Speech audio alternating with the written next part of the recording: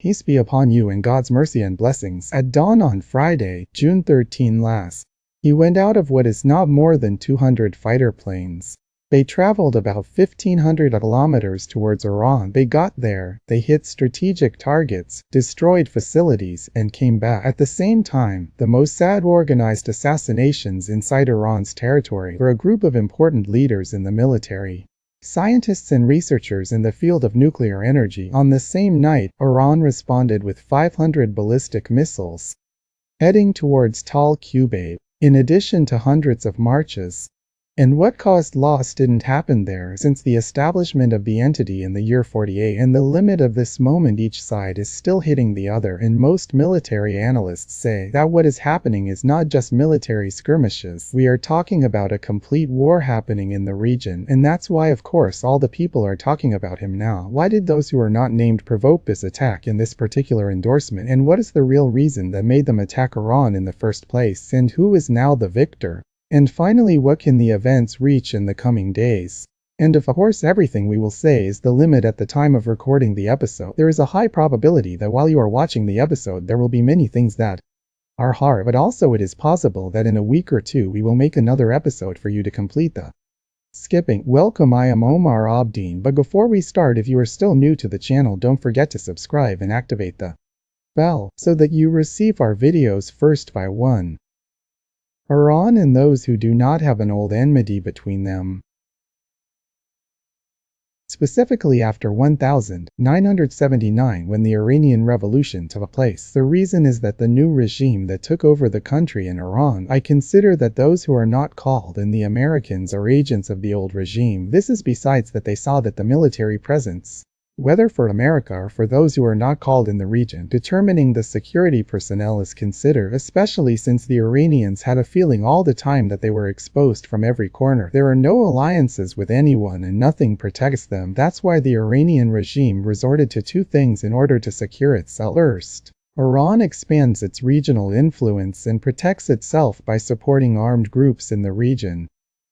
I called them the axis of resistance, like Hezbollah, al-Hussein and others, and of course this support is not for the reason of their appointment or anything. This is so that Iran only secures its borders, as we said, thus it gains great political influence in the region. And about the other thing that Iran tried to secure itself with is that the new regime in Iran had an ambition to have a growth weapon, to prove their power among the countries of the world, and they were trying in every possible way to achieve this goal. This nuclear issue has become a headache for those who don't call it Israel, which we will put in brackets like this so that it does not remain the first count that is not named. They have about 90 nuclear warheads. Of course they don't admit it, but they have. And we don't accept the idea that anyone else in the region has nuclear, because if Iran was able to have a nuclear weapon, there would be an existential threat to them, and that's why after 1979, Israel without an informant considered Iran as the biggest threat, enemy and number one for them, even more than the Arab countries themselves, and it was one of the most important goals that they themselves achieved during the past years. They are preventing Iran from acquiring a nuclear weapon in any way, and every little while they used to go and make Mom America aware of the issue, and this in turn made American presidents for more than 20 years. They are trying to pressure Iran and impose sanctions on it to force them to abandon the nuclear program. These negotiations ended when as President Barack Obama came in 2015, and he told them, "I will lift all economic sanctions but on condition, reduce your stockpile of enriched uranium, so that the amount of it is less than the limit required to make a nuclear weapon, and also allow the inspectors of the International Atomic Energy Agency that they enter your nuclear facilities from time to time so that they monitor it and make sure that you are committed to the agreement." Hallelujah, I mean, as if their power is the only one, and anyone else who wants to be strong is ashamed. The important thing is that Iran really succeeded. They agreed in Switzerland in the presence of representatives from 5 countries. They are China, Britain, Germany, Russia and France. The agreement is known as the Lausanne Nuclear Agreement. Many analysts considered it a major achievement for the Obama administration at the time. But with the controversialist President Donald Trump taking office in his first term in 2018, he made a strange decision, which is that he would withdraw from the agreement with Iran, and he will return to punish them again.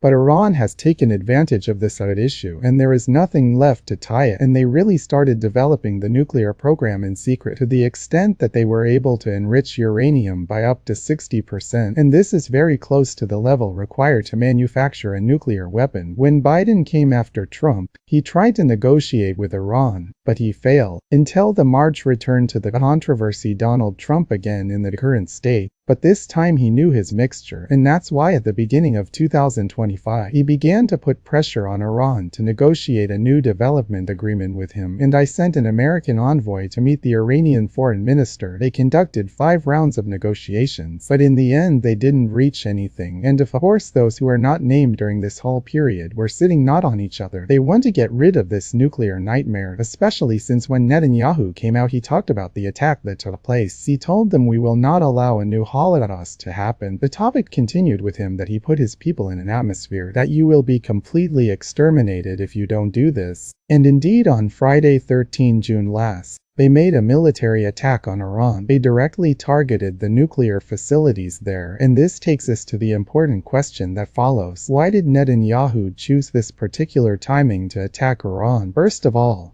we must understand that Israel has known for a long time that Iran has reached a 60% enrichment rate, and this talk is from 3-4 years ago as well. I mean, the topic is not new, for example, and even the report that the International Investigation Agency published a few days ago that Iran is close to making a nuclear bomb. Also, it is not a new talk that was said before a couple of years ago. I mean, from the end Israel wanted to attack Iran a few years ago, but she couldn't do that.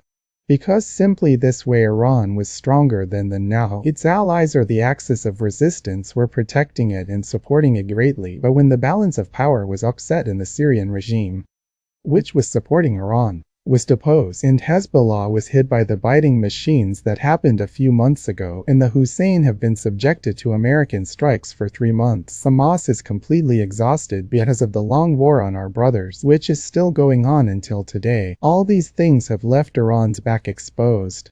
And this was the most suitable opportunity for Netanyahu and those with him. They are launching an attack inside Iran and destroy part of their nuclear system to delay them from the step of having a nuclear weapon. This is in addition to the fact that Netanyahu and his government, aided by the whole world, and they don't know how to cover his failure. And personally, there are many criminal cases that you are asking for, and his followers inside Israel itself keep telling him day after day. And why are the opponents inside Israel themselves imprisoned today before tomorrow? Attacking Iran was a golden opportunity for him. Through it he achieves a victory that improves his image a little and does not blame the events, and when America and the European countries around him again, especially after many European countries started to wash their hands of his battle, because there are many countries that have started to honestly chase what they do. The attack on Iran started from inside Iran itself. Israel was infiltrating Iran in terms of security and planting more than 1,500 agents. There, they live among Iranians and no one knows. These work became the gear that moved the whole process. They are the ones who disabled radars and air defense systems from inside Iran or jammed on them. Immediately afterwards, 200 Israeli fighter jets moved. They went to the Iranian border and dropped 330 missiles by means of terror. The missiles were aimed at specific strategic targets, like the Natanz nuclear reactor, which is Iran's main uranium enrichment facility, in addition to the Iraq reactor, in addition to 3 other sites that were suspected of being fertilizer factories. In addition, they hit the headquarters of the General Command of the Iranian Armed Forces, the headquarters of the Revolutionary Guards, the Tabriz airport, some military installations, and the ammunition depot. So they hit some residential facilities. As usual, I mean. The agents who were inside Iran, they also helped carry out a series of assassinations. Included President, the Chiefs of Staff, the Commander of the Revolutionary Guards, and about 10 scientists and experts in the nuclear power field, and those who had an active role in the nuclear program Iranian. And the precise strikes that we saw are like the paths that specific housing issues were targeted, not because they have a deceptive technology from space as people say. The subject is simply that the agents, they are the ones who directed the bombers and rockets towards the targets.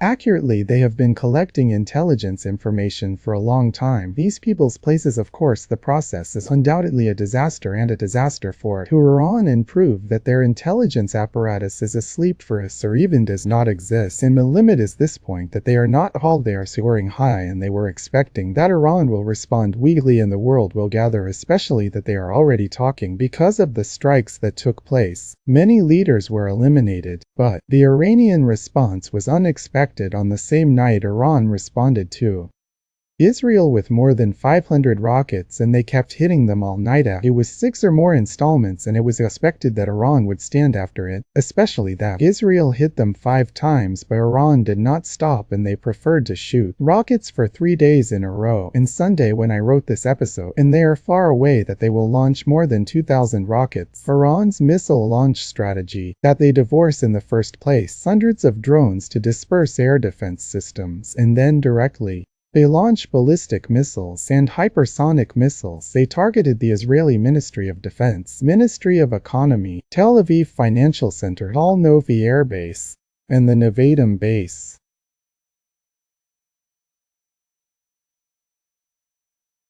And the destruction that happened in Israel, and specifically in Tel Aviv, was different. Normal. Hundreds of homes and structures have been completely destroyed. Scenes of her light, what happened there from the day the entity was founded. More than 3 million occupiers who preferred to hide in concrete shelters, including Netanyahu. Same. A large proportion of them are still there. No one goes his job. There are no schools. There are no companies. There are no banks. There is no stock exchange. There is no one. He's walking down the street. This is the reason why the number of deaths is low despite the violence. Training. Simply because they are all in shelters. And if you love we can do for you, suck up the episode in which we discuss the subject of the shelters themselves. Okay, in the end then, the most important question. Oh soft. After all these events, who is the winner and who is the loser? In order to be able to answer this question, we need to know the role of each of them. For Israel, for example, their goal in the strike was to destroy the project. Iranians sleep, or at least Iranians sit on a letterhead. Negotiations. In addition to achieving a victory, they occupy the public opinion. They also try to topple the Iranian regime itself by let the Iranian people hate the regime and insist on it, and thus they will stay. They were relieved of Khamenei and his regime. Especially since Netanyahu himself appeared in a meeting 2 days ago. He talked to the Iranian people and told them the time has come for you to be liberated from this tyrannical regime, and we will help you with this, and we will stand with you to the extent. He named the operation he carried out inside Iran after the rising Assad, because this was the emblem of the Iranian Empire, which was loyal to Israel before the revolution 79. But the question remains, have these goals been achieved? The answer is no. First, Israel, after all this noise, did not destroy the nuclear project or anything. The things that were hit are experimental factories on the roof, reactors. The real one is underground. In the area of Natanz, for example, it is under. The ground is at a depth of 80 to a full 100 meters, more than 11,000 customization unit, and a large part of the enriched nuclear material, that is, about 500 kilograms of uranium. In the Israeli strikes, I haven't reached that depth. Or do they even have the possibility to reach? Sure. Thus, Iran still possesses enriched uranium, is the most important element of the equation. And after the strikes that took place and the assassinations, they can also be excited to develop faster than before and do. He already intends to. This means that the operation that Israel carried out, it might be counterproductive in the first place. As for the fact that Israel was, if you want to achieve victory from the operation, you take the shot with it. I mean, this is also, it didn't happen. Irani's response was completely unexpected. And public opinion has begun. He looks at Netanyahu that he is more than the beginning as well. Especially that this is the first time we see, where we hear about an Israeli settler under the rubble, a scene that was not. We only see it with our sisters. And as for the fact that Netanyahu wanted the Iranians turn and attack Khamenei's government, although the scene is still not very clear, but at the beginning it is clear that the opposition, it started cooperating with the government because they are all annoyed by the strikes that Israel is taking. I plugged it. On the other hand, although the penetration that Israel did it, and the assassination of military leaders is considered a scandal, and this is something there is no doubt, but Iran has made some gains since then. First, the missiles. The Iranian team arrived in Tel Aviv. And this is a clear message from Iran that our missiles' efficiency hits you deep into the capital. Rather, the idea that a rocket it reaches above the sky of Tel Aviv even if it does not land on the ground. That's a big thing and very depressing, especially when we know that Israel is surrounded by 4 layers of air defense systems: Nizam, David's Quarry, and finally the Iron Father. The fact that the missiles exceed all these defense systems and that it costs it billions of dollars, which is a huge achievement for Iran. That's different. For the events that took place, Iran was able to convey a message as well. It can fight Israel directly without its own seedlings. Because she was always described as hiding behind the organizations that support her, but they proved with a snapshot that they can get into a direct confrontation, and they even train embarrassing and captivating blows as well. Okay, finally then, where will the events take place in the coming days? Analysts say there are 2 possibilities. The first possibility is that Iran agrees and accepts that it sits on the negotiating table with Trump, which is not called and subject to a large part of the conditions that they want. A second possibility is that Iran is stubborn and refuses to sit down for the development of the nuclear program, and in this case we are talking about the beginning of a third world war, and those who don't look like this don't intend to count 10 or 15 years more without burning. So much so that Putin talked to America and offered to intervene in a reconciliation process between Israel and Iran because the topic means they don't like it, and Pakistan told Iran, "We are with you hard and hard." They have strengthened the protection of the nuclear project on their territory, and of course a fight like this China will not leave it without entering it. The important thing is that the world is still burning. I just wanted to convey to you what happened so far, and during the week or 2, as I told you, I will make an episode for you also to complete the topic. But that's how we're done. Who got this far? All those who are right, you are the bravest people. Make us a like before you go out, so that we know how many have reached the other, and don't forget if you have a nomination for an episode, they write it for us in the comments. Peace.